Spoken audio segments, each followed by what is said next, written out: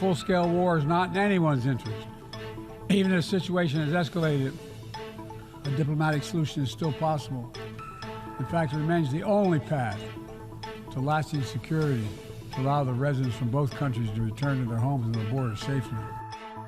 We condemn Israeli crimes against humanity.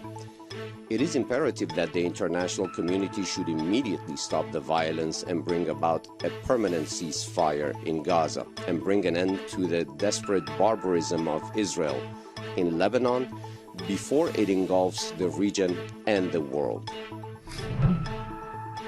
And that was President Biden and Iranian President Masoud Pezeshkian addressing the UN General Assembly on the escalating conflicts in the Middle East. Iran's president also says plans are underway to discuss a stalled nuclear deal after a positive meeting with France's Emmanuel Macron. Let's discuss this with our senior editor, Bill Faries. And Bill, what do we know about these discussions? Well, we're still trying to find out more about who exactly would be involved, whether Iran has some kind of a new proposal here. When you look at the list of nations who are involved in that nuclear deal, it's the U.S., Russia, China, France, Germany, and the U.K.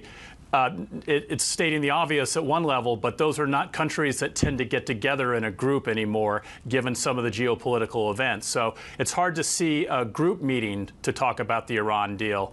But it does show the importance to Iran, I think, of trying to find a way to get some of these Western-led sanctions off their economy. Pezeshkian is a new president. He wants to show that he can generate some growth. But on the other hand, he also brought this message of criticism for Israel and rejecting accusations that his nation is supporting Russia's war in Ukraine. So it's a very mixed message to bring to the UN at this time. I'm not sure that it's going to generate a lot of momentum that he's looking for on the economy. We also heard from the U.S. President Joe Biden speaking for the last time at the UN General Assembly. What were some of the key takeaways? Well, it is. You're right. After about 50 years of public service, this was Joe Biden's last time at the UN podium. He talked a lot about the things that are very important to him in foreign policy, particularly the system of alliances. I think when he looks back on his own foreign policy policies as president, building that alliance against Russia's invasion of Ukraine is probably something that's going to be on the top of the list. That said, it's not clear where things will go once he leaves office in January. The Russia-Ukraine war is still going on. The Mideast is in flames as well. So it's not clear whether that alliance system is strong enough to bring closure to some of these conflicts. That's right. All this happening against a backdrop of the attacks in Lebanon, for instance. I mean, what's the latest there? What do we know? Well, Israel continues to say that it is going to be pushing back Hezbollah forces from the southern part of Lebanon. It wants to see the 60,000, 70,000 Israelis who have had to evacuate northern Israel be allowed to return to their homes.